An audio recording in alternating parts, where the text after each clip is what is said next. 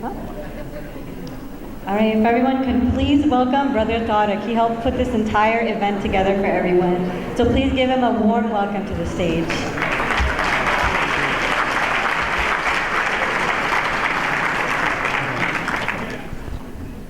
Thank you all very much. Imam Abdul Malik, if you want to join, the questions are for you.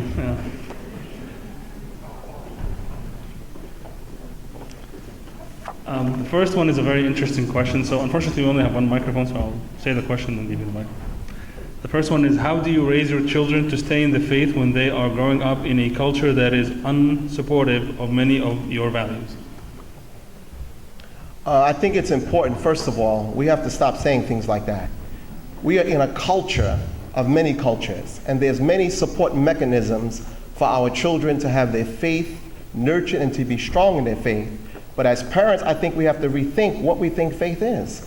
If we want our children to do as we have done, then that's not going to happen. Our children's dreams are bigger than what we can imagine. Many of our children, they love God, they believe in God. They just don't like the way we force them to practice. Plus, brothers and sisters, there's a great quote in the biblical scripture. It says, when I was a child, I thought like a child, I act like a child, but when I grew up, I put away childish things. We have to allow our children to be children. Don't make them think that God is angry with them and every mistake they make, they're on the way to the fires of hell, and the only way to be saved is they forever must be righteous. There's a great story in Prophet Muhammad's hadith. He said a woman was a prostitute and was the first one to get into the gates of paradise because she was faithful to give a thirsty dog some water. We serve a merciful, loving God. Give young people a chance to be children, nurture them, and when they fall, let's not condemn them. Pick them up, because it doesn't matter how you start the journey, it's how you end this journey, because this is a long, long journey. And I'll leave you with this thought on this question. We don't want to force our children to become what I call have duplicity in character, where we make them hypocrites, that in front of you, they act real holy. They love the church, they love the mosque, they love the synagogue, they love that, and when you're not around, God ain't around. Let's be easy with the young people. Show them God through acts of kindness, not just indoctrination of books and reading and studying, but get them involved in positive things and let them see God manifest His grace in your life. There are many wonderful young people in the world that love God. They may not express their love for God on the same level as we may do or try to do as adults, but just don't give up on the young people and be there for them, because they are our future.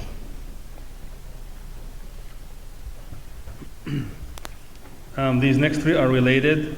The first one, is it okay for a Muslim woman to go without a headscarf? The second one is, why do Muslim women cover their hair? The third one is, explain a woman's place in a Muslim community. Why do they cover their hair or pray behind the men? Hey, these funny questions. They're good ones. Well, first of all, anything that a Muslim man or woman does that is based on religion, it's based on believing and accepting the teachings of Islam. Let me give you an example. If you go to a Muslim country, women cover their heads, right? But many Muslim countries, men cover their heads too. You ever see the Saudi men with the long red gutra on and the rope on their head? How come no one says, why those men have to cover their heads like that? Isn't that oppression? You know, just because you have on a scarf don't mean that you're oppressed, or it's a lack of freedom, I should say. So when you see Muslim women do things that's reflected in the faith, the Prophet Muhammad taught us that a Muslim woman, when she becomes a woman at age of purity, that she will cover everything except her face and her hands, and that Islam demands of men and women a dress code of modesty. Now, how we go about doing that may be different.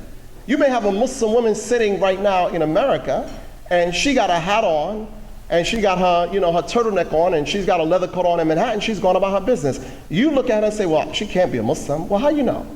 See, who is God's servant is not for us to judge. God will judge. And if a woman doesn't have a scarf on, it doesn't mean that she's less than a good woman in God's eyes. Is the scarf mandatory? Yes. Is it a part of the Islamic attire? Yes. But people grow in stages and development. When the first Muslims heard the call to Islam, the first group of Muslim women in the beginning, they didn't always have their heads covered. The first group of Muslims didn't pray 5 times a day. In fact, some of the first Muslims used to be drunk. And they would come to prayer drunk, just drunk, coming to prayer.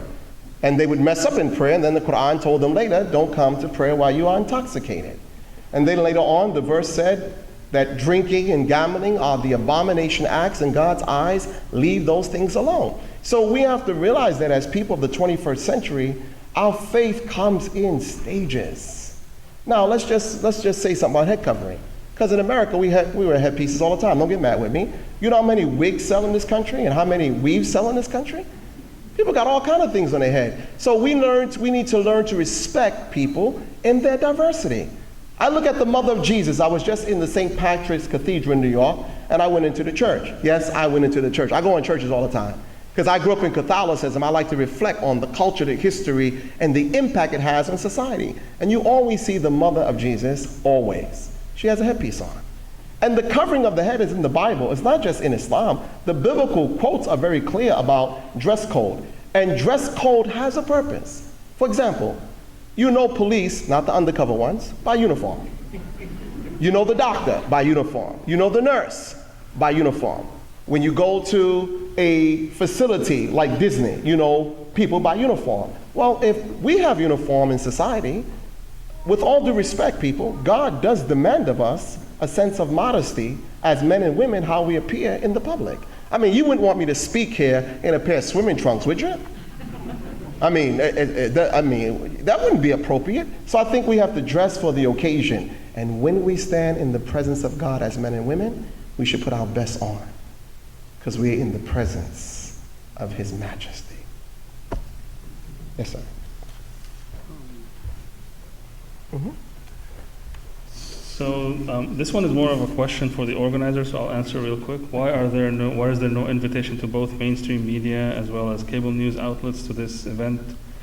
We kind of send it out late, so this is the fault of the organizer. But we did send out a a news alert today to a lot of outlets, and that's how usually it works. You have to send it like a day of the day before. You don't send it like 2 months in advance. And I don't know that there is any coverage today, but it's our fault. Now, this is a question you're going to like. There were a couple of allusions and mentions of freedom of religion, but there was no mention of freedom from religion.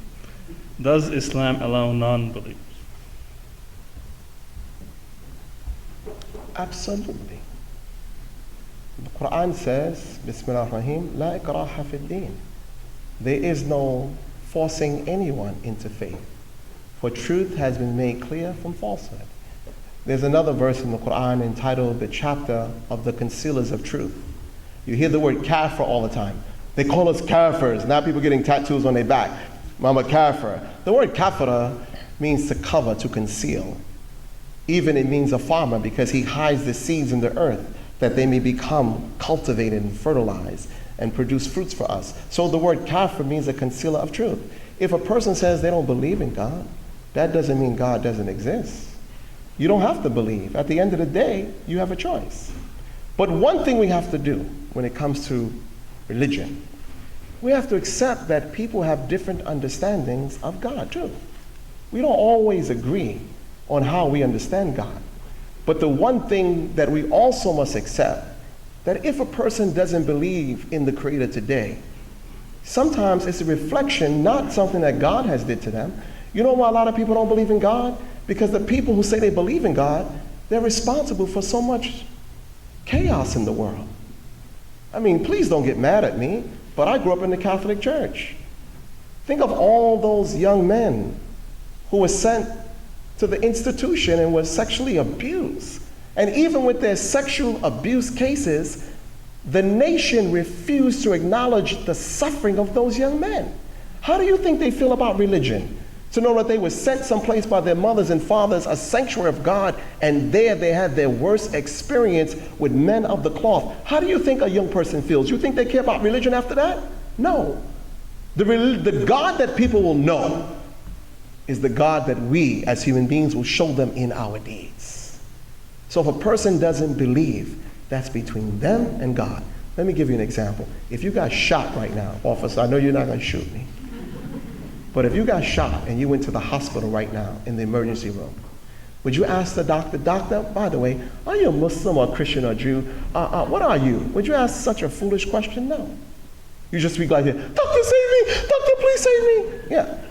When you have an emergency call, when you call the fire department, you say, oh my God, my house is on fire. When the firemen show up, or the firewoman, do you want them to ask you, wait a minute, are you Muslim?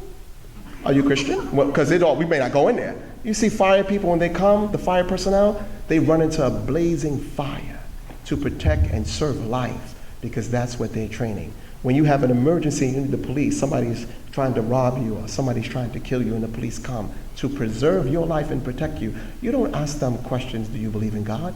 You thank them if you're smart. So again, I end with saying that, yeah, in Islam, there are going to be many unbelievers to the end. Until the end of time, there are going to be Christians, they're going to be Jews, they're going to be Muslims, they're going to be Hindus, they're going to be Sikhs. There'll never come a time when all of us will believe in the same thing. Why do I say that? Because Allah says in the Quran that on the day of judgment, He will decide in the affairs in which we differ. If we would let God be the judge, we would be so happy. If we gave judgment to the Maker, for those of us that accept His authority, we'd be so happy. So I say that to say, yeah, if you don't believe, hang out with me tonight. I love hanging out with the unbeliever. Because when we leave, one of us will be believing in something. And when we leave, we both may come to an agreement that we chose different ways to say the name of God. Like people say, you believe in Allah? I don't want to be long, but I have to express this point. People say, you believe in Allah? I don't believe in Allah. That's the God of the enemy. Those people, listen. What would you do if you met the man called Jesus? He don't speak English. What would you do? And even if you learn one day that his name, you call him Jesus, but that's not really his name. Now don't get mad. And you have a picture of him with blue eyes and blonde hair, but the brother probably looked like me a little bit. What would you do? No, it's true. It's true. What would you do? There are many names across the globe that people express their love for the Creator. We have to stop being so narrow-minded. Stop being so narrow in our view and accept the reality that there are many paths to the ocean. But when we get there, it's the same body of water. And as one wise woman said to me, she said, just because you fill your glass up from the Atlantic Ocean does not mean the whole ocean is in your glass, even though your glass is filled. If my knowledge is limited to Christianity or Judaism or Islam or whatever it may be, it doesn't mean that people in other cultures and other societies, it doesn't mean that they don't have a relationship with the Creator. We as Muslims believe that the Quran is the final revelation. But there are many people who have never heard of Islam. They've never heard of Prophet Muhammad. There are millions of people in the world, 7 billion on the planet, who don't identify with Islam, Christianity, or Judaism. Now what you going to do with them? So we have to stop owning God. He's not for sale. He's free. And Eckhart Tolle said it so beautiful, and this is the last thing I'll say on this point. Eckhart Tolle wrote a great book called The New Earth. He said the greatest evil that men have made is that they made gods in their own images. We have even disrespect women by telling women that God said you can't do this. Oh, really? Really? Did God really say that, or is that what you're saying? Because if we do a little research, God has definitely elevated some powerful women. In the life of Moses, his life was preserved and protected because his mother, his sister, and the wife of Pharaoh preserved, and defended him until he became a man of full strength. God always works with the women. Even when he wants to bring a prophet into the world, he finds a mother. So women, if I never see some of you again, give us men a hard time for righteousness and push us to be better men. Because we owe you women a great deal of thanks and appreciation, whether it's in the East or the West, because we still have not had an American president. I know you like Hillary. I know you like Hillary because that's really your only choice.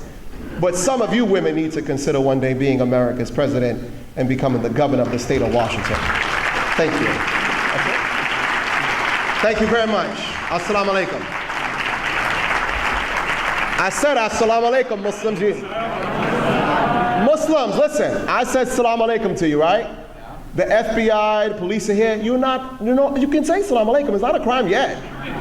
I'm going to say it to you again. Assalamu alaikum. To our Jewish brothers and sisters, I say to you, shalom. And to the brothers and sisters that speak English, I say peace forever be upon you. But I said something earlier.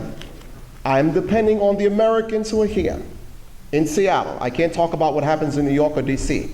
But in this city, all of you that are sitting here who are not Muslims, I'm depending on you after this day for one thing.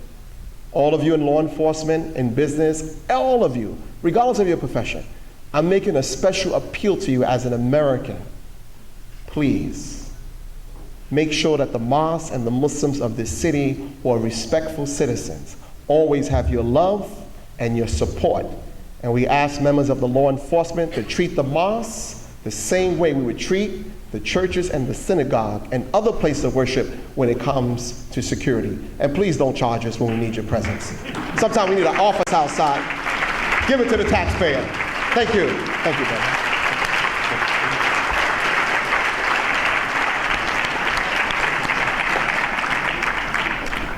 Thank you very much, Imam Abdul Malik. Two final questions. I just want to comment on them. The one says, other than dates and water, what are other traditional foods Muslims eat during Ramadan? That's a perfect question to ask your table. So please go ahead and ask it. Yeah. And the second question is a really very detailed outside of the scope of this gathering, which is what are the sects of Islam and the difference between Sunnis and Shiite. If you want to discuss it at your table, go ahead, but it's kind of a long topic, so maybe another time. Thank you all very much, and turn it back to Nikki.